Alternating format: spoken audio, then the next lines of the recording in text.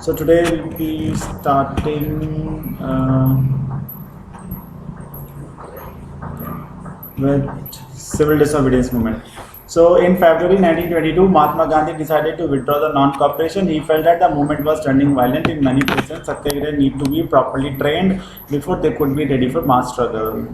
Within the Congress, some leaders were of the now tired of mass struggle and wanted to participate in election to the province council that had been set up by the government of India.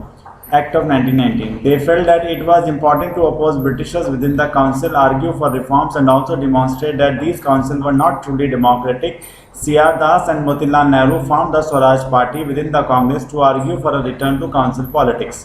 हुआ क्या, महात्मा गांधी जी ने जब civil disobedience movement launch करने से पहले उन्होंने देखा कि 1922 में महात्मा गांधी जी ने डिसाइड किया कि अब नॉन कॉपरेशन मूवमेंट को एंड करना पड़ेगा, क्योंकि मूवमेंट बहुत ज़्यादा वायलेंट होता जा रहा था। इसलिए गांधी जी ने उसको एंड कर दिया।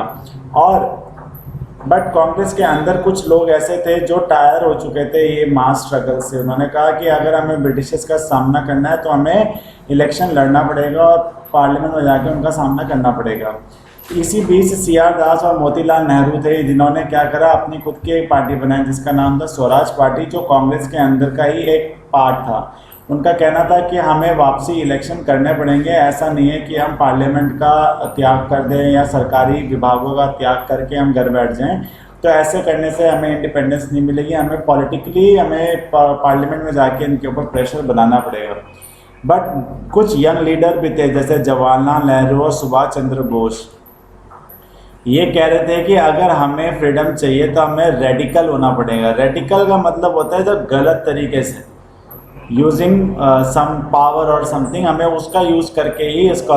इसी वजह से आपने देखा है कि सुभाष चंद्र बोस ने बाद में बड़े अपनी खुद की एक मिलिट्री भी खड़ी करी थी जिसका नाम था आज़ाद हिंद फोर्स, जो कि अंडमान एंड निकोबार से शुरू हुई थी। और इसका बहुत अच्छी स्टोरी आपको यूट्यूब पे कई सारी पिक्चर्स बनी हुई हैं सुभाष चंद्र बोस की, ठीक है, तो उसमें ज़्यादा अच्छा सा पता चल जाएगा। In such a situation of internal debate and dissension, two factors again shaped Indian politics toward the late 1920s. The first was the effect of the worldwide economic depression. Agricultural prices began to fall from 1926 and collapsed after 1930. इन सभी के बीच एक चीज़ का और हो रहा था कि न हमारे एग्रीकल्चर के जो प्राइसेस थे वो डाउन होते जा रहे थे, यानी मंदी चल रही थी देश में। एज द डिमांड, जैसे जैसे खाने की डिमांड्स फेल हुई, एक्सपोर्ट्स बाहर जाना बंद हो गया, पीजेंट जो फार्मर थे उनको सरवाइव करना बड़ा मुश्किल हो गया, और जो टैक्स देते थे ब्रिटिशर्स को उनको टैक्स देना भी बड़ा मुश्किल हो गया। इसके वजह से क्या हुआ, पूरा देश जो था वो टर्मोइल में चला गया। टर्मोइल एक ऐसी सिचुएशन होती है जिसमें हर जगह बड़ा अफरा तफरी मची हुई होती है। Against this background, the new Tory government in Britain constituted a statutory commission called St. John Simon.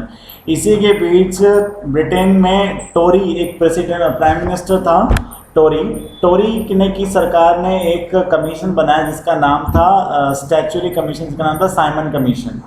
Simon commission की प्रॉब्लम ये थी कि उसमें एक भी इंडियन नहीं था, ठीक है।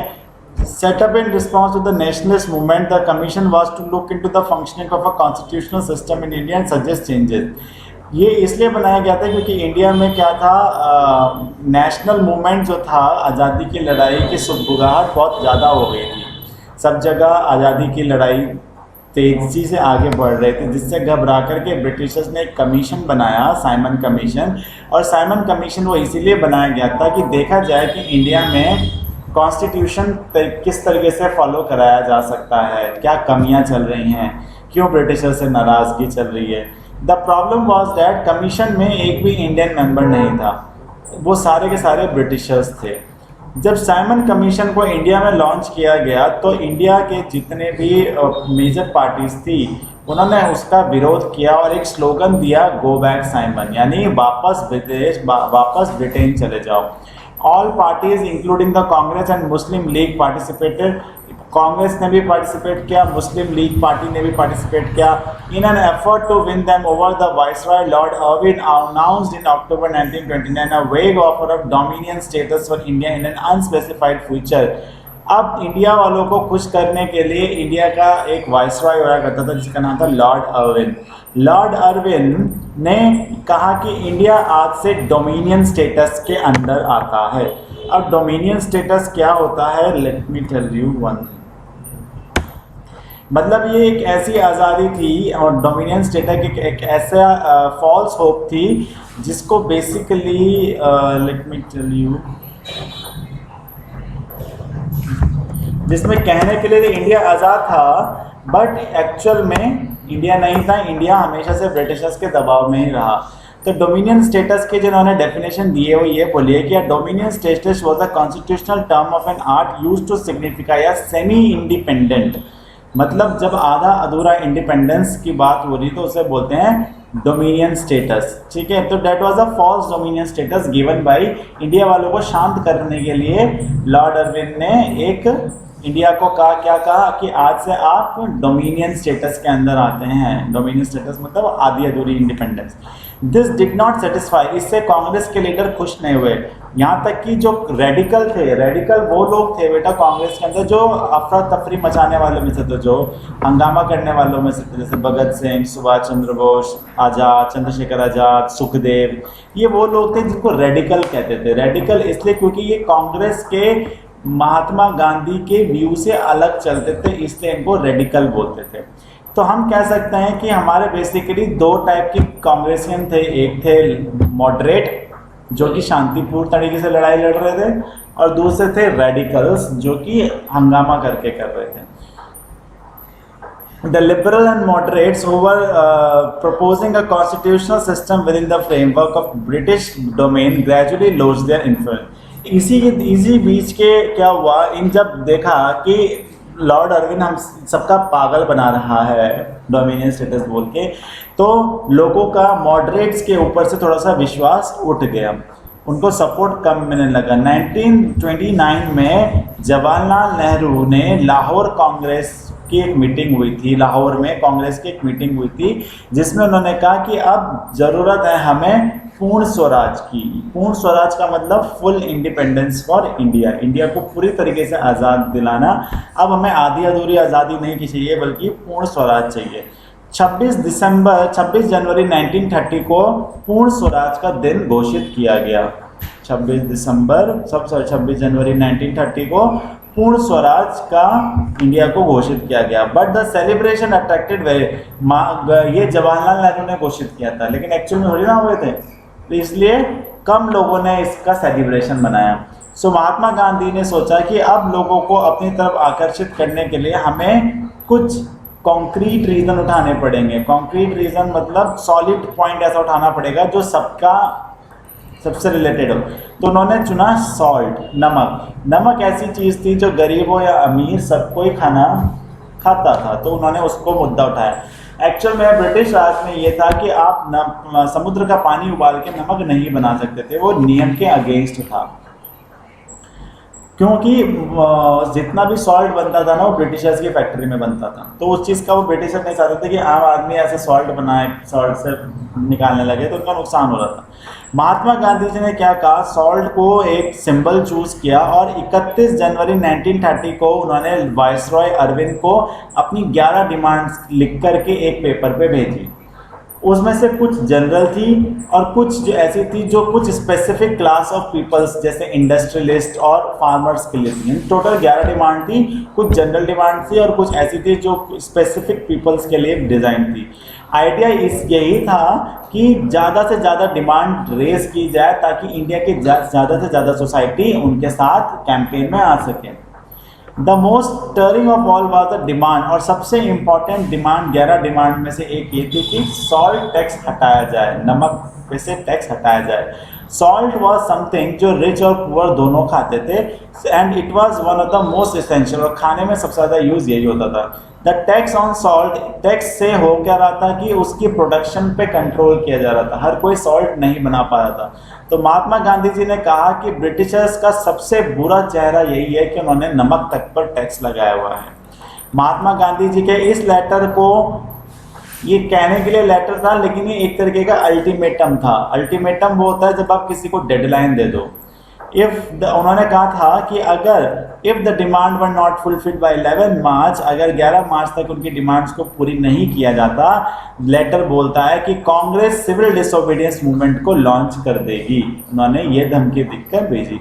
अरविंद ने उनकी डिमांड्स मानने से मना कर दिया। इसलिए महात्मा गांधी जी ने क्या किया, अपने साथ 78 वॉलंटियर्स इकट्ठे करे। वॉलंटियर्स वो होते हैं जो सपोर्ट करते हैं, और उन्होंने 240 माइल्स पैदल चले। गांधी जी अपने आश्रम साबरमती से पैदल चले थे और कहाँ तक गए थे, दांडी तक गए थे। गुजरात का एक समुद्र की तटीय इलाका है, वहाँ तक वो पैदल गए थे और 24 दिनों तक वो पैदल चले थे।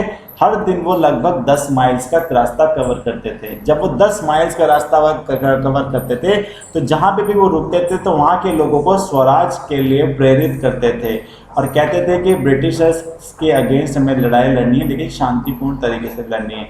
6 अप्रैल को गांधी जी दांडी पहुँचे और वहाँ जाके उन्होंने क्या किया है, नमक को समुद्र का पानी उबाल करके नमक बनाया और एक तरीके से क्या किया, ब्रिटिशर्स के नियम का डिसओबे किया और यहाँ से आपकी सिविल डिसोबीडियंस मूवमेंट स्टार्ट हुआ। जिन लोगों ने नॉन कॉपरेशन मूवमेंट में उनका सपोर्ट किया था, उन्होंने सिविल डिसोबीडियंस में इतना सपोर्ट नहीं किया उनका, क्योंकि उनको लगा कि ब्रिटिश गांधी जी तो हर बारी अपना वापस ले लेते हैं, है ना, तो उन्होंने उन पर इतना विश्वास नहीं किया। लेकिन फिर भी thousands in different parts of the country broke to the salt law. कई सारी जगहों पे नमक को बनाया गया, ये नियम तोड़ा गया और सरकारी सॉल्ट फैक्ट्रीज को भी काफ़ी नुकसान पहुंचाया गया। जैसे ये मूवमेंट फैला, फॉरेन के क्लॉथ्स को बायकॉट किया गया, लिकर की शॉप्स को लूट लिया गया, पीसेंट्स ने टैक्स देने से मना कर दिया, विलेज के ऑफिसर्स को ने रिज़ाइन कर दिया और कई जगहों पे फॉरेस्ट के जो लॉस थे कि जंगलों में एंट्री नहीं करनी है, वो तक लोगों ने तोड़ा। लोगों ने रिजर्व फॉरेस्ट में जाना शुरू कर दिया, प्रोटेक्टेड फॉरेस्ट में जाके अपने गाय भैंस बकरी चरवाए और लकड़ियाँ वहाँ से तोड़ के लाए।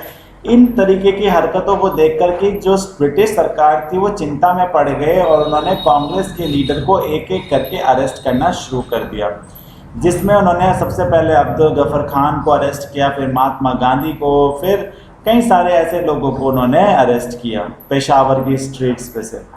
Facing armoured cards and police firing, कुछ लोगों को तो फायरिंग तक करनी पड़ी, फायरिंग तक हुई उनके ऊपर, कई लोग मारे गए।